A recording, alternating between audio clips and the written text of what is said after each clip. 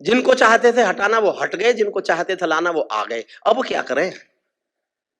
मैंने एक ऐसी कविता लिखी जिसमें मोदी जी के पक्ष में एक भी शब्द नहीं है और मोदी जी के खिलाफ भी एक भी शब्द नहीं है, एक भी शब्द नहीं है।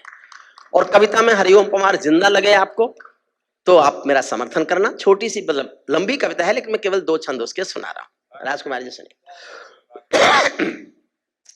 मैं ताजों के लिए समर्पण वंदन गीत नहीं गाता, मैं ताजों के लिए समर्पण वंदन गीत न... बोर तो नहीं हो रहे ना? नींद तो नहीं आ रही ना? तो एक बार तालियां उठाइए आपके बस में। मैं ताजों के लिए समर्पण वंदन गीत नहीं गाता, दरबारों के लिए कभी अभिनंदन गीत नहीं गाता। गौन भले हो जाऊं लेकिन मौन नहीं हो सकता मैं। एक पंक्ति में समझना, चौथी पंक्ति में मैं हूं क्या और मैं कहना क्या चाहता हूं। चौथी पंक्ति समझ जाओगे तो मेरी पूरी कविता समझ जाओगे। फिर दोहराता हूं, चौथी पंक्ति पर आपका मन मांगता हूं, आप समझें तो ही तालियां बजाएं। मैं ताजों के लिए समर्पण वंदन गीत नहीं गाता, दरबारों के लिए कभी अभिनंदन गीत नहीं गाता। गौन भले हो जाऊं लेकिन मौन नहीं हो सकता मैं। पुत्र मोह में शस्त्र त्याग कर द्रोण नहीं हो सकता मैं। पुत्र, सल्यूट करता हूं आपको, आपने गंभीर पंक्ति समझी।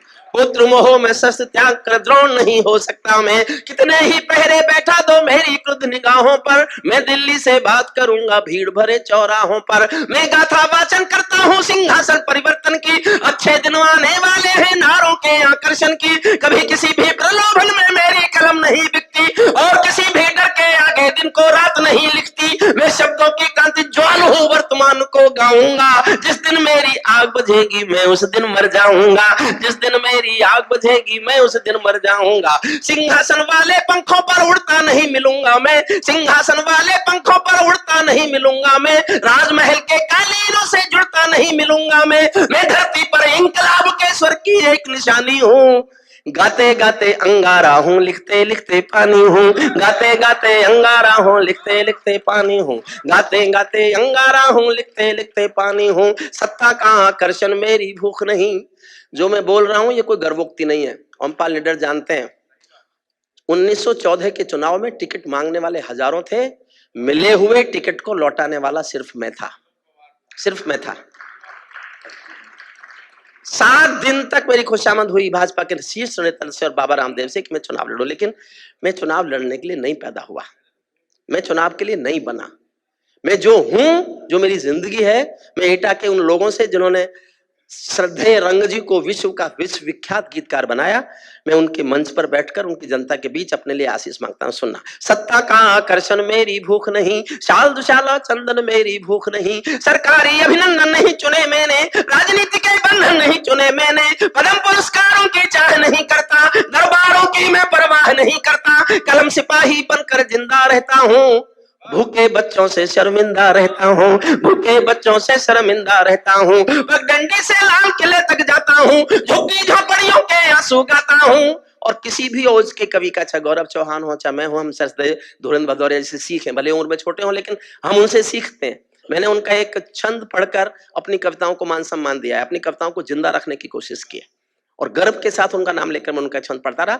और मैंने जो मैं कविता सुनाऊंगा उस छंद को अगर मैंने पहले सुन लिया होता तो वो कविता लिखता ही नहीं, क्योंकि मेरी पूरी कविता से अच्छा वो एक अकेला छंद है, अकेला छंद है। यही शीर्षक होना चाहिए किसी भी कवि की कविता का। जो मैं बोलने जा रहा हूं आपका मन मांगता हूं सुनना। पगडंडी से लाल किले तक जाता हूं, झुग्गी झोपड़ियों के आंसू गाता हूं, लेकिन दरबारों में कभी का शीश नहीं झुकने दूंगा, लेकिन दरबारों में कभी का शीश नहीं झुकने दूंगा। कविता का सिंहासन से संग्राम नहीं रुकने दूंगा, कविता का सिंहासन से संग्राम। जैसे ही सत्ता बदली मैंने कविता लिखने शुरू की। भारत माँ के घर में नया बसंत दिखाई दे। सुर बैठ जाओ, क्यों खड़े हो गए?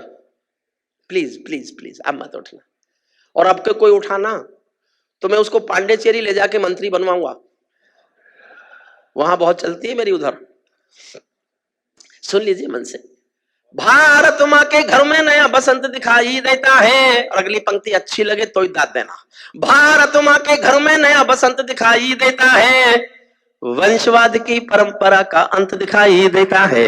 वंशवाद की सबसे बड़ा कोड है ये हिंदुस्तान के लोकतंत्र का। वंशवाद की परंपरा का अंत दिखाई देता है। तुमने उस दिन परंपरा का सूरज एक उगाया था। मैं मोदी जी का 20 साल साथ उठा बैठा हूं, लेकिन मैं उनका बहुत घोर प्रशंसक कभी नहीं था। वो मेरे श्रोता थे, कविताएं सुनाता था बस, उनके मुख्यमंत्री काल में। एक घटना से मैं उनका प्रशंसक बना हूं, एक घटना ने मुझे उनका प्रशंसक बनने के लिए मजबूर किया है। उस घटना का जिक्र करता हूं, आपको लगे वो घटना ऐसी है कि किसी व्यक्ति का हमें प्रशंसक बनने में देर करनी नहीं चाहिए, तो मैंने तो नहीं की। आपको अच्छी लगे तो आप केवल ताली बजा के समर्थन कर देना। भारत मां के घर में नया बसंत दिखाई देता है, वंशवाद की परंपरा का अंत दिखाई देता है। तुमने उस दिन परंपरा का सूरज एक उगाया था, तुमने उस दिन परंपरा का सूरज एक उगाया था, जिस दिन तुमने संसद की चौखट पर शीश झुकाया था, जिस दिन तुमने संसद की चौखट पर शीश झुकाया था। बहुत बधाई देता हूं मैं परिवर्तन के ना रिश्ता तय करता हूं उस आदमी से जिसके साथ मैं बहुत दिन उठा बैठा हूं। और एक ज्ञान की बात बता के जा रहा हूं श्रद्धेय कुंवर बच्चन जी, आपके बड़प्पन के सामने, अगर आप किसी व्यक्ति के साथ उठते बैठते हो और वो देखते ही देखते देश का सबसे बड़ा आदमी बन जाए, तो फिर उससे आपका क्या रिश्ता है, ये तय करने का अधिकार उस आदमी पर मत छोड़ना। ये तुम तय करना कि तुम्हारा उससे क्या रिश्ता है। ये मैं अपना रिश्ता तय करता हूं और आपके आशीष मांगता हूं। आपको लगे कि मैंने अपना रिश्ता ठीक तय किया है तो आपके जी भरकर आशीष चाहता हूं। सुनना, कश्मीर वाली कविता से भी ज्यादा आशीष चाहता हूं, सुनिएगा। बहुत बधाई दी है मैंने परिवर्तन के नायक को, बहुत बधाई दी है मैंने परिवर्तन के नायक को, लेकिन कैसे मर जाने दूंगा आंसू के गायक को। आ विजय के जननायक हो, मैं पीड़ा का गायक हूं।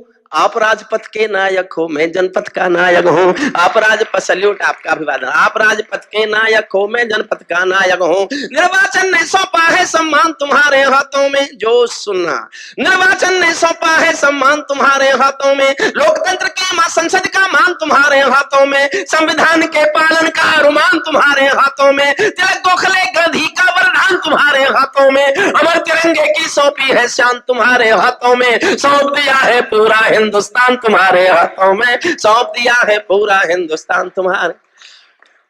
जनादेश में आज आपकी सबसे ऊंची थाती है, दिया तुम्हारा तेल तुम्हारा और तुम्हारी बाती है, दिया तुम्हारा तेल तुम्हारा और तुम्हारी बाती है। आज आपके कर कमलों में टूटी हुई कमान नहीं और पगों के नीचे कोई गिरता हुआ मचान नहीं। आज आपके ऊपर नभ है, नीचे ठोस धरातल है और आपकी सौगंधों में गंगा मैया का जल है। और अंतिम छंद सुनना, जिसके लिए मैंने कविता लिखी, लेकिन ऐसी कविताएं लिखी जो हिंदुस्तान की सरकारों के बदलने वाले फैसले का आधार बनी। मैंने नोटबंदी पर कविता लिखी, नोटबंदी हुई। मैंने कश्मीर पर कविता लिखी, कश्मीर की 370 हटी। मैंने फूड सिक्योरिटी के लिए भूख एक कविता लिखी। संसद में जब फूड सिक्योरिटी एक्ट आया, 14 सांसदों ने मेरी कविता कोट की। मेरी कविता उस कानून की कोख में है जो फूड सिक्योरिटी एक्ट कानून बना। भूख की जिम्मेदारी किस पर होनी चाहिए, वो मेरी भूख कविता की देन थी। मैं इस बात पर इसलिए इतराता हूं कि मैंने विषयों पर कविताएं लिखी। अभी भी इस कविता में 12 मांग उठा रहा हूं। ये मांग पूरी होनी चाहिए, वरना मैं तो चिल्लाता रहूंगा। जो 8 मांग कर दी पूरी, वो मैंने हटा दी कविता से। अंतिम छंद सुनना इसका, ये सौगंध तुम्हारी है मैं देश नहीं बिकने दूंगा। यही नारे थे ना उनके 14 के। ये सौगंध तुम्हारी है मैं देश नहीं बिकने दूंगा, देश नहीं मिटने दूंगा, मैं देश नहीं झुकने दूंगा। है मेरा विश्वास कभी सौगंध नहीं तोड़ोगे तुम, भारत माँ की सेवा का अनुबंध नहीं छोड़ोगे तुम। ऐसा कुछ कर जाओ पूरा देश देखता रह जाए, देश नहीं भूमंडल का प्रवेश देखता रह जाए। ऐसा कुछ कर जाओ। अब मैं वो 12 मांग बता, एक एक लाइन में एक एक मांग है। देखिए साहब, एक बात और कहना चाहता हूं। देश कैसे खूबसूरत बनेगा, ये काम सरकारों का है। सड़कें कैसे सुंदर बनेंगी, ये काम सरकारों का है, किसी की सरकार हो। हवाई अड्डे कैसे खूबसूरत बनेंगे, काम सरकारों का है। हमारी नदियां कैसे साफ रहेंगी, ये काम सरकारों का है। लेकिन आदमियत की, इंसानियत कैसे और अच्छा बनेगी, ये काम साहित्यकारों का है, संतों का है, उन लोगों का है जो गुलाब जल छिड़कते हैं। हमको अपनी जिम्मेदारी पूरी करना चाहिए, सरकार अपनी जिम्मेदारी पूरा करे। किसी भी मुल्क की संस्कृति की आत्मा संवेदना है। संवेदना मरेगी तो संस्कृति मरेगी, संस्कृति मरेगी तो संस्कार टूट जाएंगे, संस्कार टूट जाएंगे तो अराजकता आ जाएगी। एक छोटी सी कहानी सुनना, मेरे व्हाट्सएप पर आई। रात को 10 बजे में सोने वाला था, पढ़कर मैं सो नहीं पाया रात भर। और आप में से किसी को सोने से पहले कभी याद आ जाए, फिर आपको नींद आ जाए, तो मुझे गालियां देना। छोटी सी कहानी है, 12 सेकंड की कहानी। इतनी भर है कि एक अमीर महिला, बहुत अमीर महिला, बहुत बड़ी कार में, बहुत महंगी साड़ी पहने हुए एक साड़ी की दुकान में आई। और दुकानदार को कार के पास बुलाया, कांच खोला और उससे कहा जल्दी से मुझे एक सस्ती सी साड़ी ला दो, मेरी नौकरानी की बेटी की शादी होने वाली है। ये कोई खास बात नहीं है, अक्सर अमीर महिलाएं ऐसा करती हैं। खास बात यह है कि आधे घंटे बाद एक 90 साल की बुढ़िया फटी हुई धोती पहने हुए टूटी फूटी रिक्शा में बैठकर उसी साड़ी की दुकान में आई और दुकानदार से कहा मुझे इस दुकान की सबसे अच्छी साड़ी दे दो, मेरी मालकिन की बेटी की शादी होने वाली है। मरती संवेदनाओं का ढहता हुआ देश, संभालना है तो केवल संवेदनाएं संभालिए, संवेदनाएं बचेंगी तो सब कुछ बचेगा। मैं एक एक पंक्ति एक एक मांग कर रहा हूं और मैं चाहता हूं कि आप उनका समर्थन करना चाहें तो करें, नहीं करना चाहें तो मत करें। ये मेरा चार्टर है सरकार के सामने। ऐसा कुछ कर जाओ पूरा देश देखता रह जाए, देश नहीं भूमंडल का परवेश देख। पहली मांग उठाता हूं, संसद को गुंडों से दागे चेहरों से खाली कर दो। चाहते हो तो इतनी तालियों से तो नहीं होगी। अपने सांसद जी को बताना, सांसदों की कैंटीन में सब्सिडी बंद हुई है। वो आंदोलन मैंने चलाया था, मैं चीखना शुरू हुआ था कि सांसदों को किस बात की सब्सिडी? सांसद गरीब लोग हैं, उनको 28 रुपए में खाना मिलेगा। अब बंद हुई। एक एक पंक्ति में एक एक मांग उठा रहा हूं। अगर हम कश्मीर में एक भी आतंकवादी नहीं देख सकते तो अपनी संसद में भी एक भी गुंडा नहीं होना चाहिए, नहीं होना चाहिए। संसद को गुंडों से दागे चेहरों से खाली कर दो, भूखे मरते हुए किसानों के घर खुशहाली भर दो, भूखे मरते हुए किसानों के घर खुशहाली भर दो। कश्मीर में भारत मां की जयकारों के स्वर दे दो। अगली पंक्ति अच्छी लगे तो समर्थन करना। कश्मीर में भारत मां की जयकारों के स्वर दे दो, हर विस्थापित कश्मीरी पंडित को उसका घर दे दो, हर विस्थापित कश्मीरी पंडित को उसका घर दे दो। खेलों को नेताओं से पूंजीपतियों से मुक्त करो, माँ बहनों बेटी का जीना स्वाभिमान से युक्त करो। झोपड़ियों को मत सिखलाओ तौर तरीका जीने का, उन्हें मयस्सर कर दो केवल अच्छा पानी पीने का, उन्हें मयस्सर कर दो केवल अच्छा पानी पीने का। नंगे बदन लिए फिरते हैं ख्वाहिश एक लंगोटी की, खाली पेट लिए बैठे हैं उम्मीदें 2 रोटी की। कहीं भूख से कोई बच्चा मर ना जाए, याद रहे 10 करोड़ भूखी पीढ़ी की याद तुम्हें फरियाद रहे। तुम चाहो तो भारत के घर घर को देवालय दे दो, लेकिन सबसे पहले झोपड़ियों को शौचालय दे दो, लेकिन सबसे पहले झोपड़ियों को शौचालय दे दो। ऐसा कुछ कर जाओ पूरा देश देखता रह जाए, देश नहीं भूमंडल का परवेश देखता रह जाए। अंतिम पंक्तियां सुनना, ऐसा लगे कि सबका साथ तुम्हारे दिल की इच्छा है। अगर वो ये सिद्ध कर दें कि सबका साथ, सबका विकास, सबका विश्वास ही उनके दिल में और कुछ नहीं है, तो फिर वो, फिर भी वो, फिर भी वो और फिर भी वो। लेकिन ये सिद्ध होना चाहिए, ये सिद्ध होना चाहिए। और ये सिद्ध तब होगा जब इस देश में दादरी और कासगंज नहीं होंगे। देश में दादरी और कासगंज नहीं होने चाहिए, नहीं होने चाहिए। कोई बिके हुए लोग कहीं 2-4 दिन के लिए कोई दुकान चलाएं और मुझसे पूछते हैं ये क्या हो रहा है दिल्ली में, क्या हो रहा है? कुछ भी नहीं हो रहा। मैं उनको असली बात बताता हूं कि 8 फरवरी को चुनाव हो रहा है और ये सब इसलिए हो रहा है कि वहां 8 फरवरी को चुनाव हो रहा है। अगर 9 फरवरी को तुम दिल्ली में मुझे एक भी आंदोलनकारी दिखा दो तो मेरा नाम बदल देना आप। कहीं पे नजरें, कहीं पे तीर, कहीं पे निशाना, ऐसी चलता है इस देश में। एक आया था गैंग, अवार्ड वापसी गैंग, वो बिहार के चुनावों तक था। मैंने बता दिया था बिहार के जिस दिन चुनाव खत्म, एक भी आदमी वापस अपना अवार्ड नहीं करेगा उसके बाद। और आज तक उसके बाद एक भी आदमी ने अपना अवार्ड वापस नहीं किया। और जिन्होंने वापस किए थे किसी ने चेक तो लौटाया ही नहीं। वो 15 रुपए की शील्ड लौटाई आए, फिर बाद में उसको भी उठा लाए, क्योंकि घर में तो दिखानी है ना आने वालों को कि हमको मिली हुई है। अब अगर ये इतिहास निकल जाए कि इनको कैसे मिली है तो कई समस्याओं का हल हो जाए। लेकिन वो मेरा इस समय मेरा वो उद्देश्य नहीं है। अंतिम पंक्तियां सुनना। और साहब देखो, एक आखिरी पंक्ति में थोड़ा सा पक्षपात तो मेरे से भी हुआ है, इतना तो भारत में चलता है। पक्षपात पूरी तरह समाप्त नहीं होना चाहिए, बड़ी मुश्किलों से पाला पोसा है हमने उसको। तो एक लाइन में मैंने भी किया है। अगर वो आपको बहुत पसंद आए तो बहुत दुआएं देना मुझे कि मैंने ठीक पक्षपात किया है, और आपको लगे कि हरिओम पवार को ये पक्षपात नहीं करना चाहिए था। अगर मुझे यहाँ आपके बीच पढ़ने के बाद ऐसा लगा कि मुझे ये पक्षपात नहीं करना चाहिए था तो कल से पढ़ना बंद करूंगा इस लाइन को।